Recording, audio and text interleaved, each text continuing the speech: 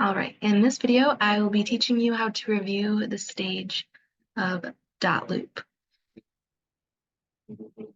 So there's two times that you can do this. Whichever one comes first, either ACS will send you an email that says that blank address is ready for review. The listing needs review. I'm going to share my screen with you.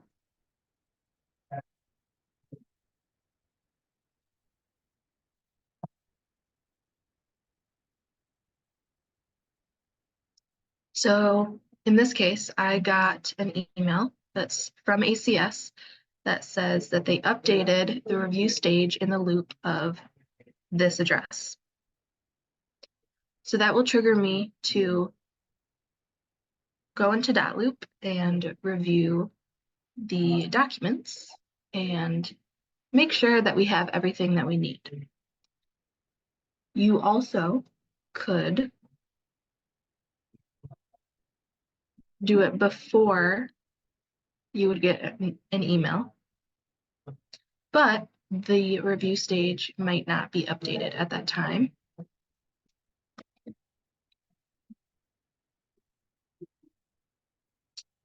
How I keep track of whether or not I have already reviewed a property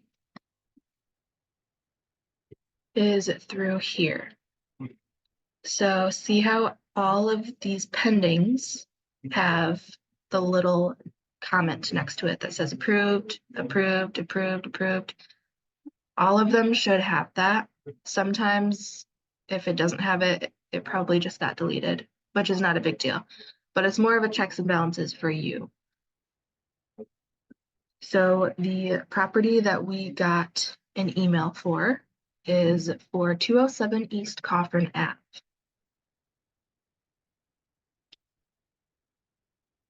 So if you click view loop through the email,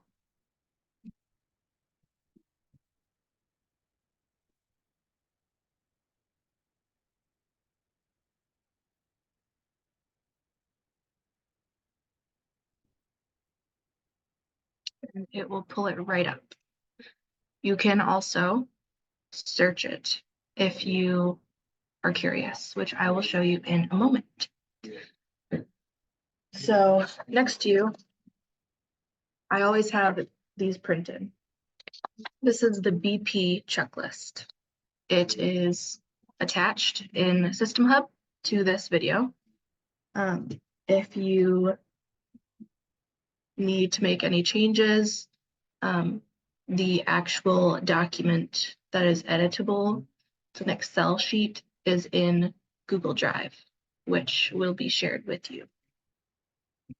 And if it's not shared with you, I will give the permissions to the information email. So I normally print off like 10 of these at a time, and I just keep blank ones nearby. Every time that a property goes pending, you begin to fill out the BP checklist sheet. So all that's on here right now, up to this point, is the property address, 207 East Coffin, and the source. So in this case, the source is Google Screen. There's a checklist for buyers and a checklist for sellers. You cross off the one that it is not. So in this case,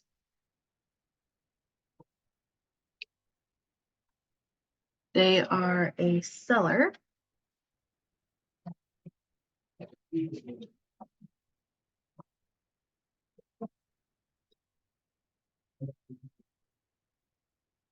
So I always cross off the one that they're not. So I crossed off buyers so that I'm not even looking at that. I know that all that I'm looking for is the checklist for sellers.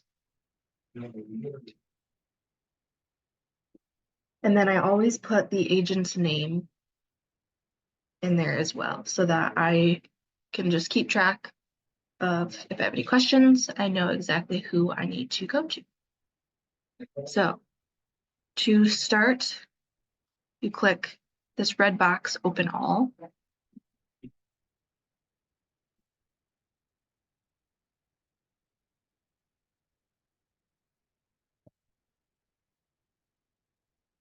Sometimes these are in order, sometimes they're not. I love it when they're in order. And I'm not sure if this one will be, but we'll find out. So EMD, that is not on our checklist, AKA we don't absolutely need to have it, especially because this is a seller. So like we didn't receive the EMD, but it is nice to have. So I always approve the EMDs rather than returning them.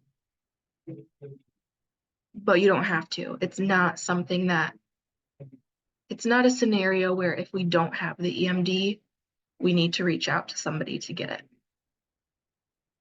So I'll approve this. We'll go to the next thing automatically. This is the affiliated business arrangement disclosure statement, AKA it's called on the checklist, Lighthouse ABA. So all that we're looking for is we want to make sure that it is filled out with the buyer or the seller's signature. The date does not need to be here because it was .loop verified. It does show the date and exact time that they signed it. So we're going to approve this and check it off on our list. Lighthouse ABA.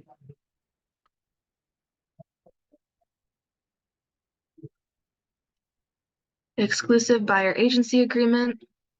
Again, we just want to make sure that everything is filled out, but the most important thing is that if there's one buyer, that there's one signature on each bottom page. If there's two, there needs to be two.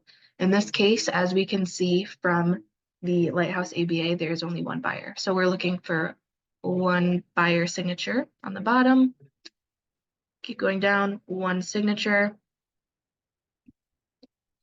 And then one signature, one signature. So we need the buyer's agent to sign and the broker to sign. So that's what we are waiting on. This is a weird one because the buyer's agent is actually an agent in the office. I'm just going to reach out to her and let her know that she needs to sign this. So we will approve this. And check off disclosure regarding agency relationship. Next, new pending form. We don't really need to look through this in most cases, especially in this case, because it's already on the commission schedule. The only way that we know to put it on the commission schedule is if they filled out the new pending form. So 9 times out of 10, the new pending form is filled out and we have it. We do like the new pending form PDF to be put in there, which ACS does. On occasion, ACS will not put it in there. And we can do our best to go and try to look for it. But it's not the end of the world as long as they filled in the new pending form, because then we have it on the new pending spreadsheet and we have all the information there anyway. So we're going to approve this and mark off new pending.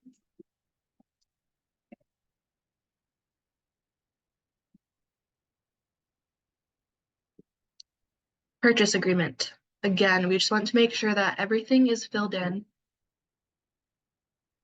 You don't have to focus on any of the details for now. The most important thing that we're looking for is we want to make sure that there is one buyer, one seller initial at the bottom of each page. One buyer, one seller. One buyer, one seller. One buyer, one seller. One buyer, one seller. And then one buyer, one seller.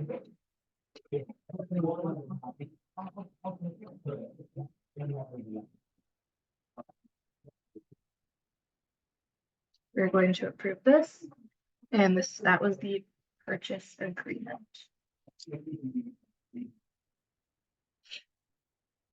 This is proof of funds. We do not care about this from the sense of approving documents in the loop. Because of that, we're going to return it because that's not, we don't care about it. Pre-approval, same thing. We do not care about it. We can return it. If you do approve it, it's fine. It's not the end of the world. Seller's disclosure statement. So we want to make sure that the address is on there, sorry. This should be filled out. But again, the most important thing, that's kind of the specialist's thing. The most important thing that we need to make sure that we are checking is, again, buyer and seller initials on the bottom of each page, and seller buyer signature. So we have that. So we are going to approve it and mark off seller's disclosure. This is lead-based paint. We need either section 1, which is this section right here, or section 2 filled out. They do not both need to be filled out, but at least one of those sections need to be filled out. What section 1 says is that this property was built after 1978, so basically lead-based paint does not apply. They wouldn't have had it in there. If the property was built before 1978, then section 2 should be filled out. In section 1, all we need is either, if it's just one seller, if there's two sellers, we just need the address and their signature / date. In section 2, I don't really care about the contents of it. We just want to make sure that it was dated and signed. The agent initialed it, that they acknowledge it and signed, and the buyer initialed and signed. So in this case, we are going to approve it.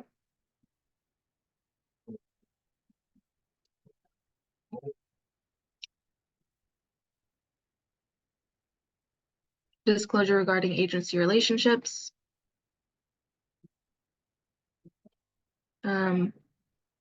This, we just want to make sure that the agent signed and the buyer signed, or the seller, whichever one, and it should be checked.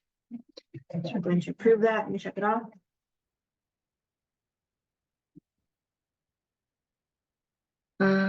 This is another Lighthouse ABA,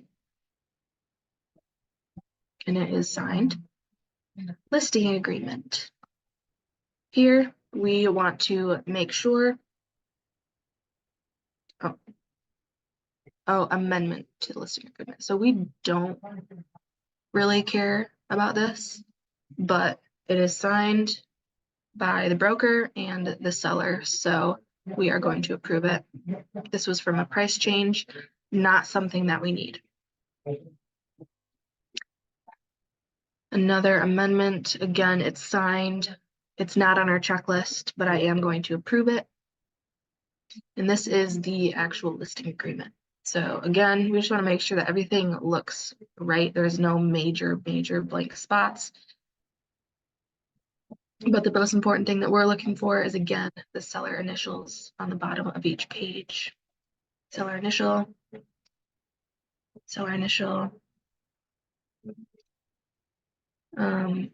agent signature, and seller signature, and then seller's initials on the bottom page. Approve. One of the most common things that I find is that people will not actually initial the bottom of the page. They'll sign it, but they'll forget to initial the bottom of this page as well. It's not the end of the world, but it is something that I would try your best to get that signature or that initial on the bottom of that page. You can still approve it, but just let the agent know that you do need that before it goes to close. This is the delay of submission. You just want to make sure that there's seller signatures and the agent. That is not something that we need on the checklist, though. This is a coming soon addendum.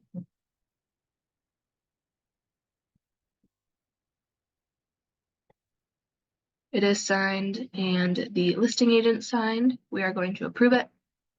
It is not something that is on the checklist.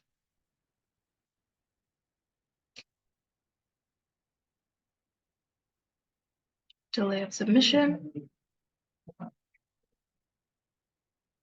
This is also not on the checklist.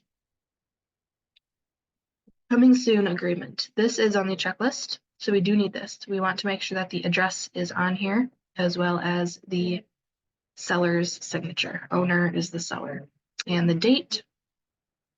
Approve and check this off. Any extras? So because we already have a lead-based paint that we approved, and this lead-based paint does not have the initials of the buyer, but we already have the one that we need, we are going to return this. Same thing with the seller's disclosure. It does not have the buyer's initials, but we already have a seller's disclosure that we like, so we're going to return this.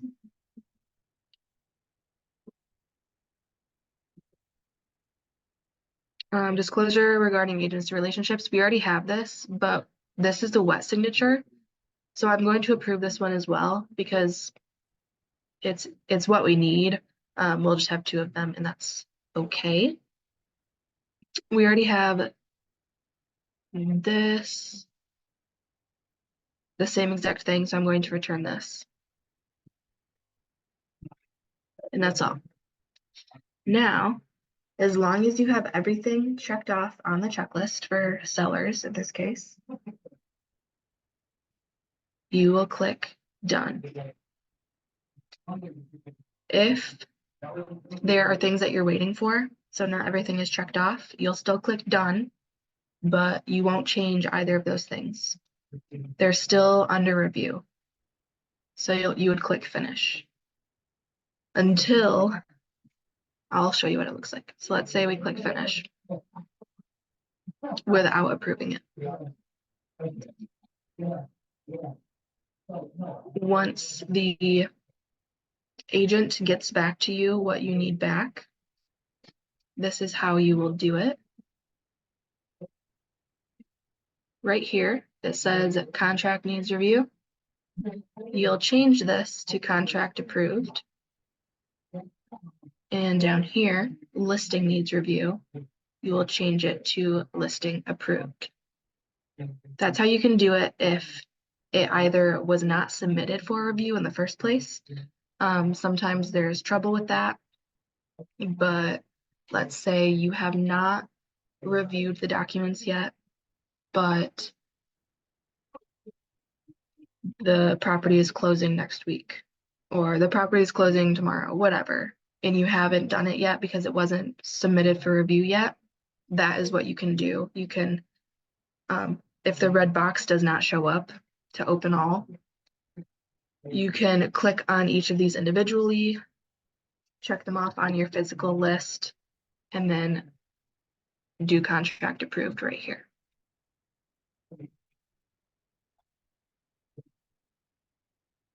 The last thing on the checklist, the physical checklist, is when approved, make a note in BP commission schedule. So because this was approved, we just approved it. We're going to go back to the commission schedule.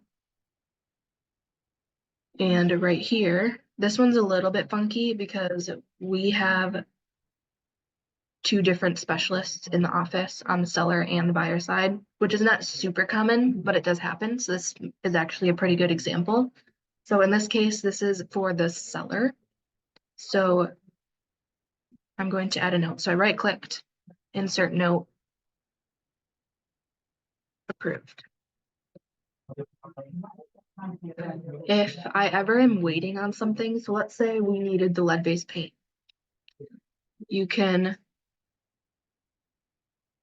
I would normally put in there a note that says waiting on lead-based paint. So you know that's the last thing that you need. That way, when you do get the lead-based paint, you can go in, approve it, and then change the comment to say approved. I think that that's all. I'm going to check off when approved, make note on the BP commission schedule. And yeah, I think that that's all. If you have any questions, you can reach out to me. I'll put my contact information in System Hub. I will also again attach the BP commission checklist to this video as well. But I hope this helps.